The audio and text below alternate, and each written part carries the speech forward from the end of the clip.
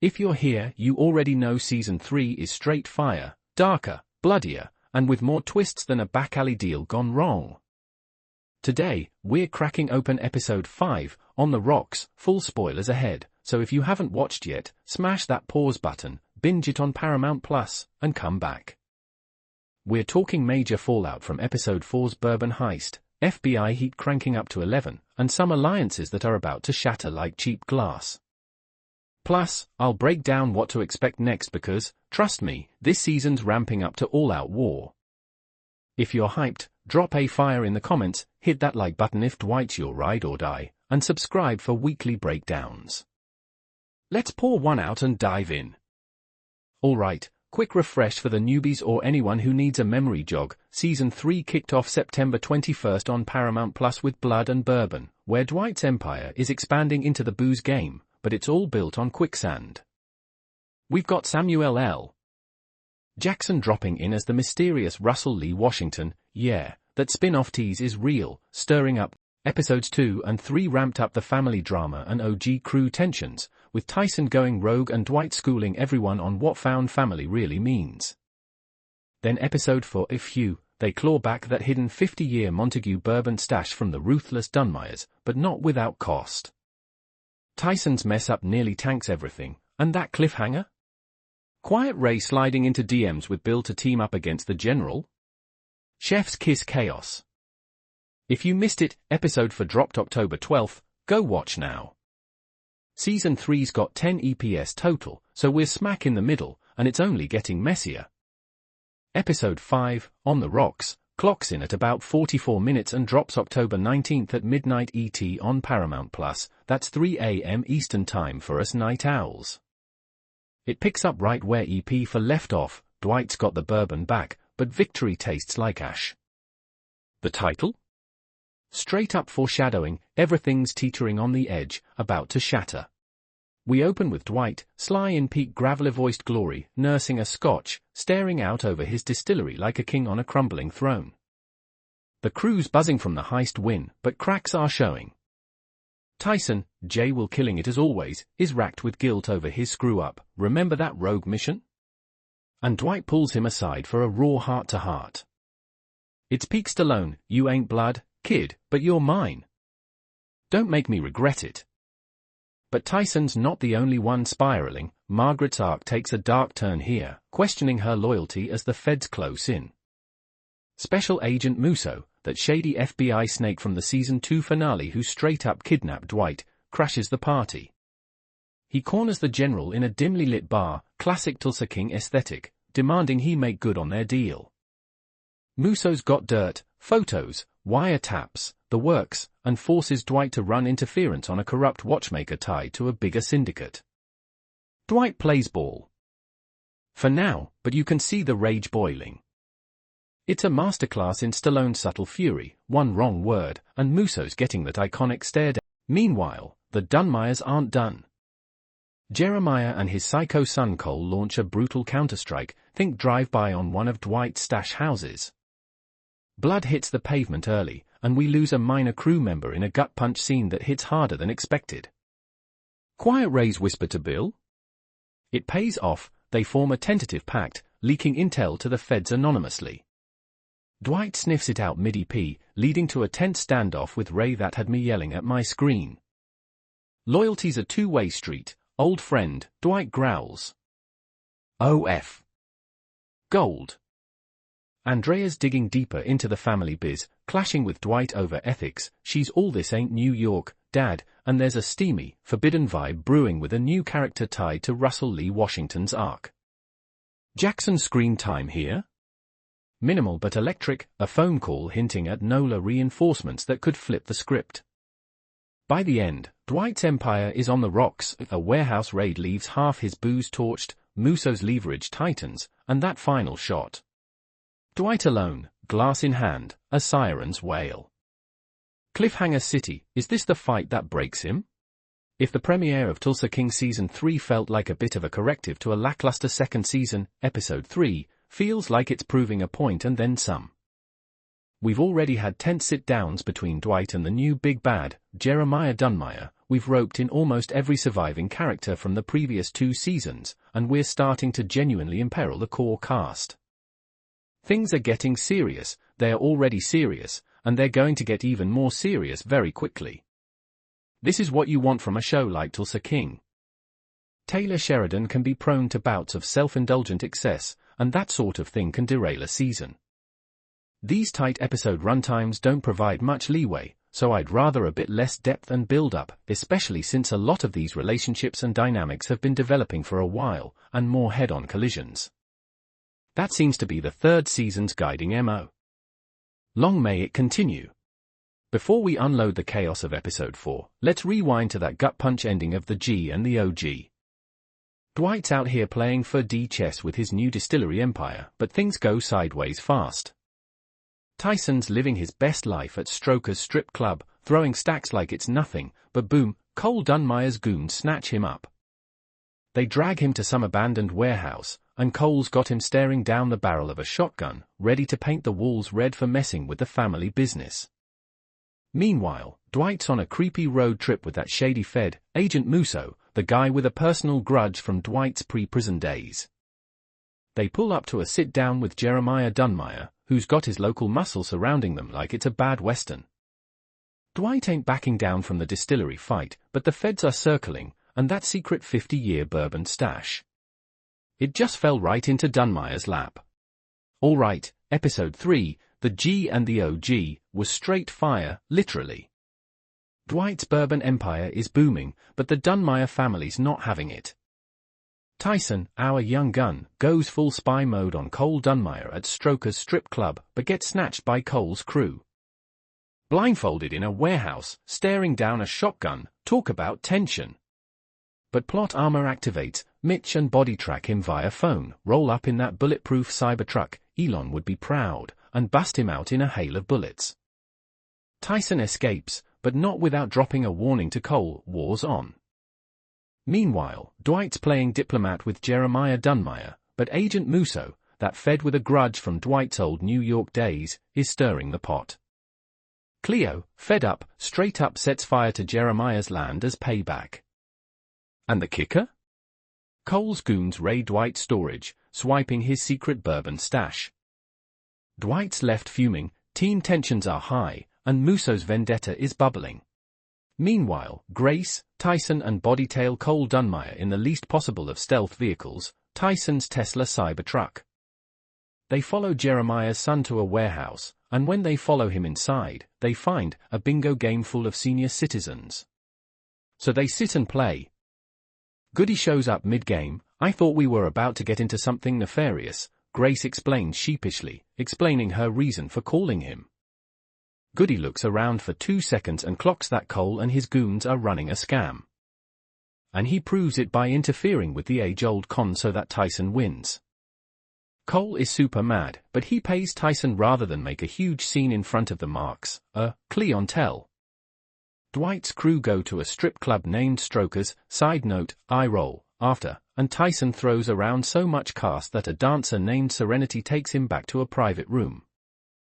They talk about their individual futures. She's got dreams, you see, she just wants to get out of Tulsa. When their intimate moment is interrupted by Cole, who puts his gun to Tyson's head. Well, so much for that goldmine Dwight was sitting on. Theodore Montague's 50-year-old bourbon, the secret reserve that was supposed to make Manfredi millions, falls into Dunmire hands at the end of this week's Tulsa King. And the worst part about it? A member of Dwight's crew is responsible, though can you really blame him, given the circumstances? If you watched, you know what I'm talking about. And if you didn't, keep reading for the highlights of the G and the OG. Agent Musso contacts Dwight and says he's got a mission for him, and he'll send a car. Dwight dodges his suspicious sister's questions and gets in the ride when it arrives. It's a self-driving car, which freaks Dwight the fudge out to the point that he pulls his gun and tries to kill the driverless vehicle. Sounds weird, but it's quite funny. Musso knows about Quiet Ray, calling him the boss of bosses, but Dwight won't confirm anything. They wind up getting pulled over for speeding by a local cop, and when Musso's FBI credentials don't impress the guy, Dwight steps out of the car and works his charms on the officer.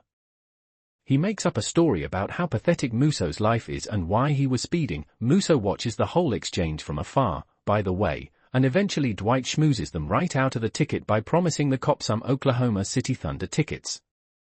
But what does Musso need Manfredi to do, anyway? There's a lowlife named Deacon. This guy is pure evil, Musso says, who works in a jewelry clock repair shop, and Musso needs Dwight to go in there and act like a mafioso to gain the man's trust for future operations. So he does. Later, on the way back, we get the sense that Musso's mission actually isn't officially sanctioned. Whatever is going on with Deacon, it's personal. At the end of the hour, Dwight is hanging out with Margaret when he gets a call from Goody. He immediately goes to the Montague property to find his wheelman battered and the bourbon stolen. "How bad are you, Tyson?" he asks, concerned. "I'll live," Tyson replies. "Dunmire won't," Dwight promises. Oh, and also of note, Armand's wife shows up at the distillery, frantic. He never showed up to see their kids, and now he's not picking up his phone. "My husband is missing," she cries. At the end of the hour, Dwight is hanging out with Margaret when he gets a call from Goody. He immediately goes to the Montague property to find his wheelman battered and the bourbon stolen. "How bad are you, Tyson?" he asks, concerned. "I'll live," Tyson replies. "Dunmire won't," Dwight promises. Jeremiah Dunmire and his Dixie Mafia son Cole are the new big bads, torching Dwight's allies like Theo in a warehouse blaze.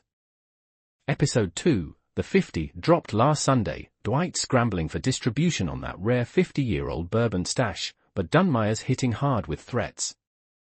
Tyson stepping up as the muscle, Manny's loyal as ever, and Tina's pressuring Dad to go straight. Cleo's reeling from her dad's death, vowing payback. Ends with sirens blaring as Dwight stares down Dunmire's goons, total powder keg. The official promo and trailers for episode 3 are fire, about 30 to 60 seconds each, packed with clues. I've watched them frame by frame, and here's the breakdown. Spoiler warning, this is based on official Paramount Plus promos and fan breakdowns as of October 2, 2025. No leaks, just legit teasers. Let's dissect. Things are heating up, that's for sure. Cut to Tyson warning, don't want to take us all out one by one. This ties straight to Dunmire's hits on Theo, Walton, and Mitch.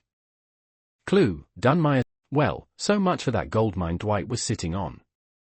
Theodore Montague's 50-year-old bourbon, the secret reserve that was supposed to make Manfredi millions, falls into Dunmire hands at the end of this week's Tulsa King. And the worst part about it?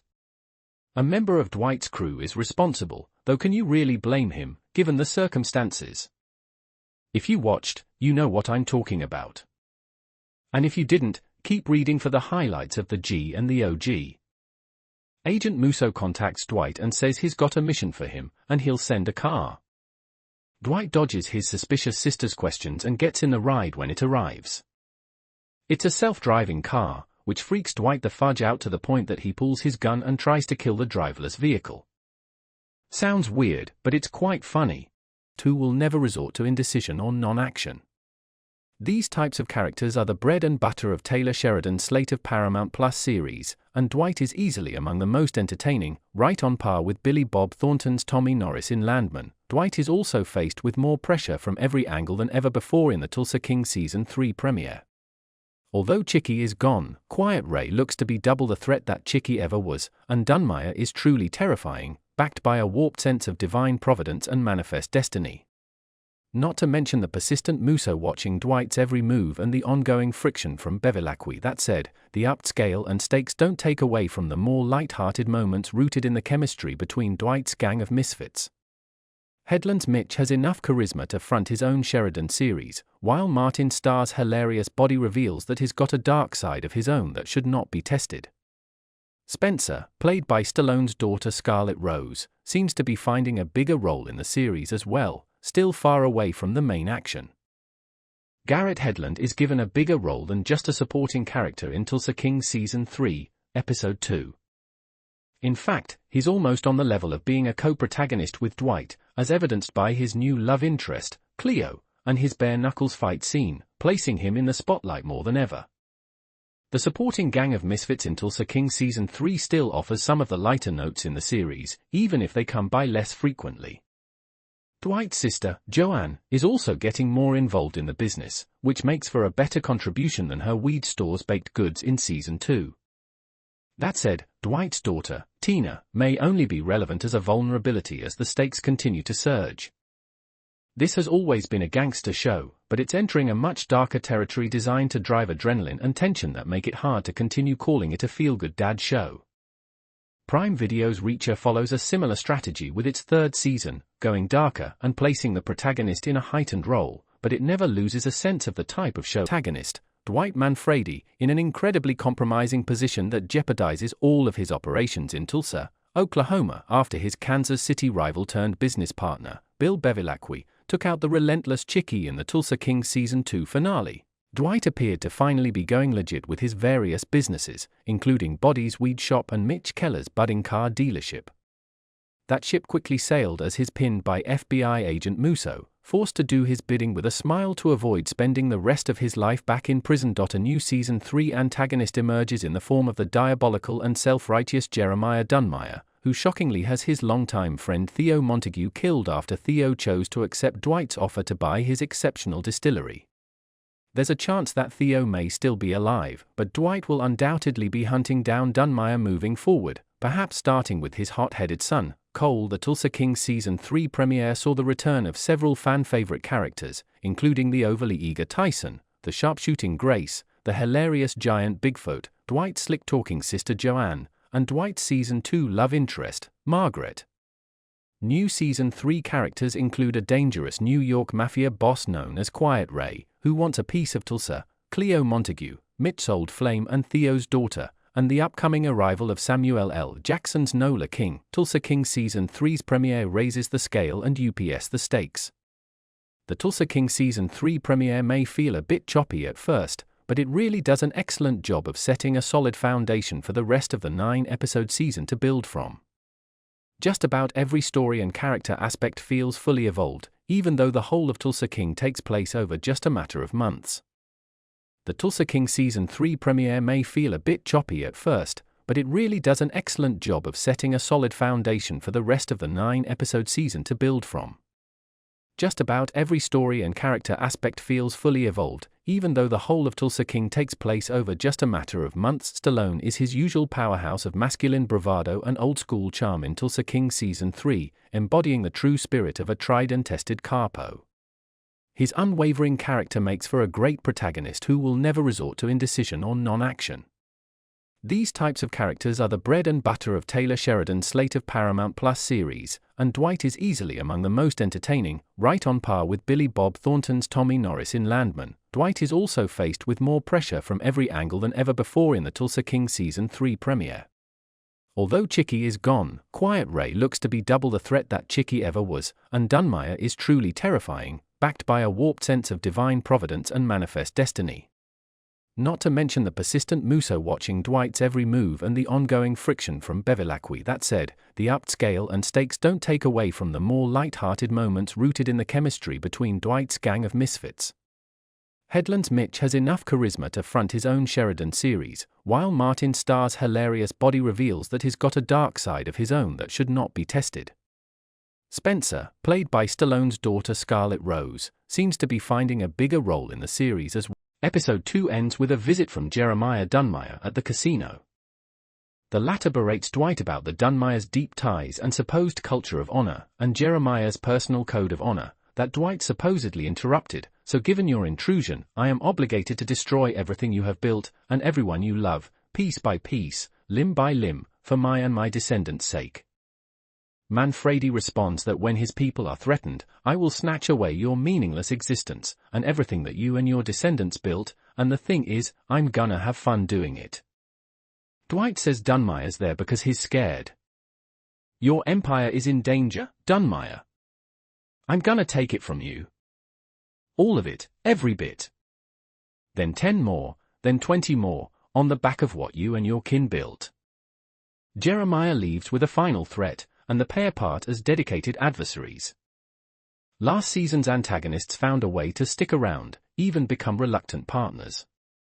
The only way this conflict ends is in blood. It may be this season or in a future one, but it's inevitable.